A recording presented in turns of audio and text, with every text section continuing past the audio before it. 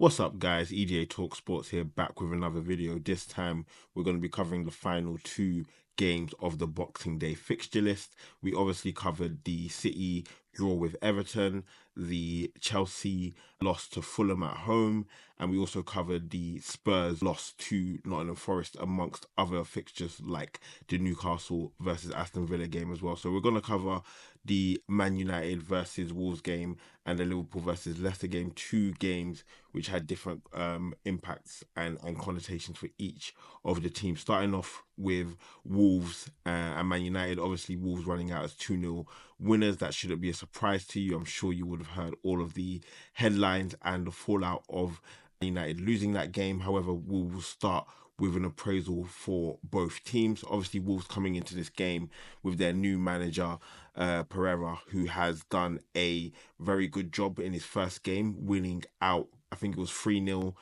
winners against Leicester, 3 or 4-0, I can't remember, but they ran out clear winners. It was a marked improvement in their defense, and even though they're in the same shape, the structure seemed a lot better. But it was against a Leicester team who haven't performed to the best of their abilities, if we're being honest. And so it left a bit of trepidation in terms of what kind of performance we would get from them. However, Man United haven't been overly impressive within their own rights. You know, I think it's now in the league back-to-back defeats, if I'm not mistaken, or three defeats in a row, if I'm not mistaken, from a Man United perspective. And that's definitely not good enough. In terms of how each team set up, Wolves coming in again, as mentioned, with a similar structure that they've had over the number of years, whether that be Gary O'Neill or Nuno as well. They've kept this kind of familiar three at the back structure. Key players to call out, obviously, the combination between Larson and Cunha. Cunha, who's been an absolute amazing player for Wolves, contributed a number of assists and goals for them, and there's been a number of links and rumours regarding him, but we'll get into him and his play during this game in a lot more detail. Outside of that, Gomez and Andre in the midfield have been more of a stalwart. That combination has worked really well. Out Nuri and Semedo on the wings, providing that width that's required. And Saringo, who's been kind of regained a little bit of his form, which was really off at the beginning of the season. For Man United, again, a similar structure, similar layout to what Wolves implemented themselves. This time we had Ahmad, who was moved from the wing-back position into more of this, I would say, inside forward role. Bruno, the same for him, Mainu and Ugarte in the midfield, which I just think isn't really a good midfield pairing, if I'm being honest with you. Maguire at the back, who has performed at a higher level than originally he was doing. This is definitely his best position, free at the back in a central position. He could play in Serie A for a number of years playing in that position, I could tell you that. And Onana in goal.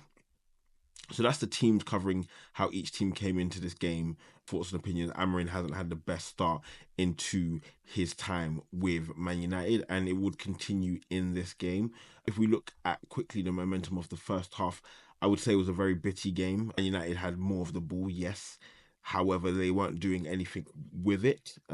Lack of a threat, lack of intention in terms of what they were actually able to create. I would say going into half time, each team kind of was where they were meant to be, if I'm being honest with you. United weren't impressing me, to be honest with you. They had a few shots, yes. None of them were overly threatening. And it would take something special to break the deadlock. As the game was running, it did look like it was going to be a 0-0. If it was going to be, the deadlock was going to be broken, it would be a 1-0 coming from probably a set piece. It was just looking like a little bit of a bitty game. However, unfortunately for Man United, unfortunately for Wolves, Bruno Fernandes would get his second yellow card. It was, I would say, unnecessary, to be honest with you. He is the captain, he is a leader, he needs to be more responsible there and know the situation that he's in with that yellow card. 2 minutes after the restart, I'd expect a lot better from Bruno, if I'm being honest with you, and I think he expects a lot better from himself. That would be the catalyst to give Wolves the momentum that they needed to push ahead and push forward with the confidence that was required. If we go back into the lineup, Cunha, who we've mentioned already, with a goal and assist, a brilliant performance from the man himself. He has been linked with a move, notably with Arsenal, obviously with the injury to Saka and the need for an attacker anyway, Cunha's name has come up. He's a player that I've rated very, very highly, if I'm being honest with you. He has all of the attributes required to fill in a role for Arsenal. He has the creativity, he has the finishing ability. Yes, his goal came from a direct corner, but that just shows his delivery. You know, Arsenal have that delivery, that overhanging corner, which can cause a number of problems. He would be another Brazilian into the setup.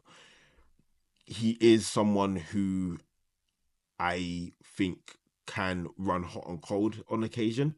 However, when he's on, he's really on. And I think he just needs to be in a space where he can flex a little bit. When he first came into Wolves, the lack of creativity and lack of attacking threat was clear to see. He brought that back with the likes of Hwang, and now it's gone a little bit further with Larson and Guedes. So again, he has the quality and he has the ability from a player standpoint to do a lot more. If we look into his player profile, if we can just bring that up, and I'll just talk about his impact this season. 17 starts, he played 18 games, 10 goals, 4 assists, 14 goal contributions in 17 games. That shows the quality. He can play behind the striker, up top, on the left. He can do a little bit of everything. Still 25 years of age.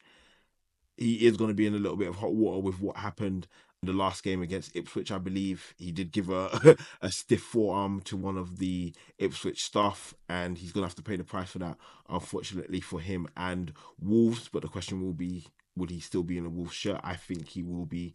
The manager screamed about his importance, and he kind of said, you know, if you read between the lines, if you want me to do my job and you want to stay up in this division, I'm going to need players like Cunha.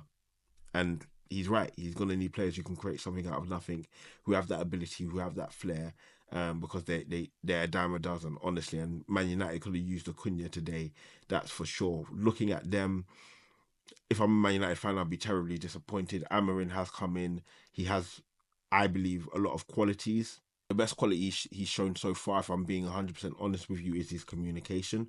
As a fan, that would probably be his saving grace so far. The win against City was good.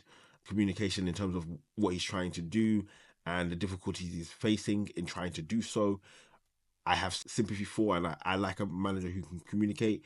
He also has, and it's obviously not evident with, you know, the red card and conceding 2 goals. He has improved Man United defensively. We have to remember, under Ten Hag, Man United had one of the worst defenses in their history, and then this season he had improved it, but it was still not to a degree where you would say it was good.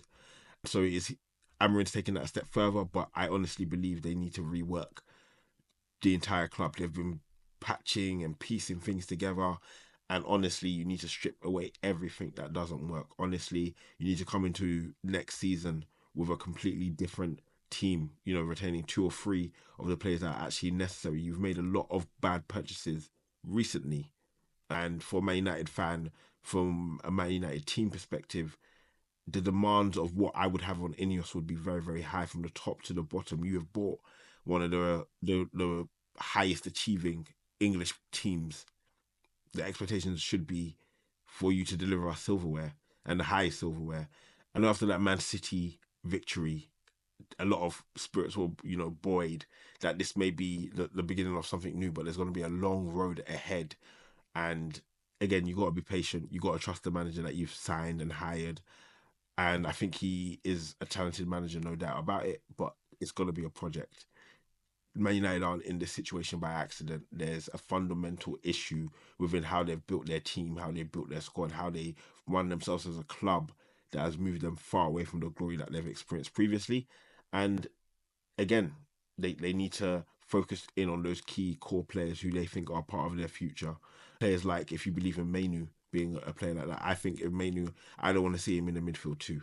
That's just me personally. I don't want to see him in the midfield too. I want to see him in the midfield three. So this system doesn't really lend itself to do that unless Maguire steps up and allows Mainu to push on. You also need Agate to have the ability to roam. You signed him for 50 odd million. Again, these are the decisions that you have to make and consider when going forward as a club. And I don't think Man United or Ineos have made the best first step in doing so. But congratulations to Wolves. They deserve their victory. Cunha, amazing performance. Really good performance from Wolves in the main. They set themselves up strong. There was a period of time where Man United looked like they could get back into the game. However, they were knocked back and shut out, essentially. I will talk about that corner goal very, very quickly. Onana, you have to be stronger, much stronger. Very disappointing. First, it was the other goalkeeper for Man United against Spurs. This time it was you. Need to be stronger. They need to protect their goalkeeper.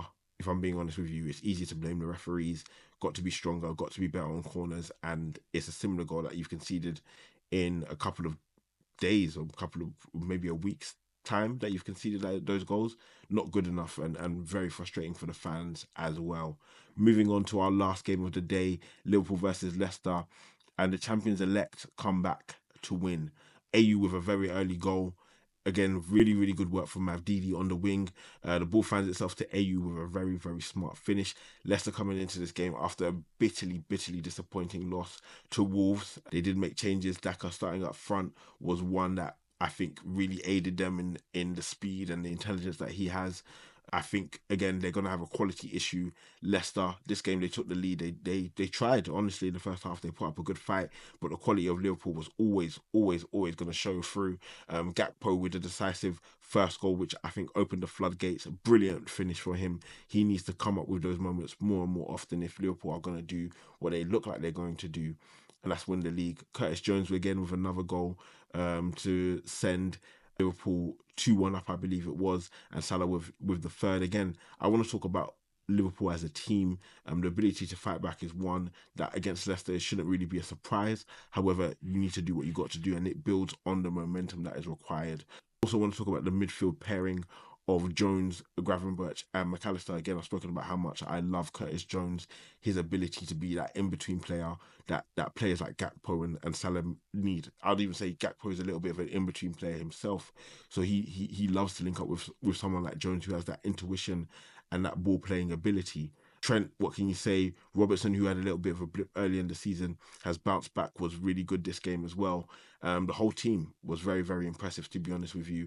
I would say Nunez, I would expect him to have a bit more of a hold on the game, if I was to be honest with you. He hasn't been as impressive as some of the other Liverpool players as of recent. Gakpo's found his form. Jota's found himself on the score sheet recently. Salah, amazing. The season he's having isn't spoken about enough. We covered Cunha, this man with another goal already. We need to take a look at his profile if we're being honest with you. Operating on that right wing, as we know, cutting in, doing what he needs to do. One of the best forwards in Premier League history, is having one of his best seasons ever. Started 17 games, played 17 games, 16 goals, 11 assists. Are you kidding me? The man is a machine. He deserves all the accolades, all the praise.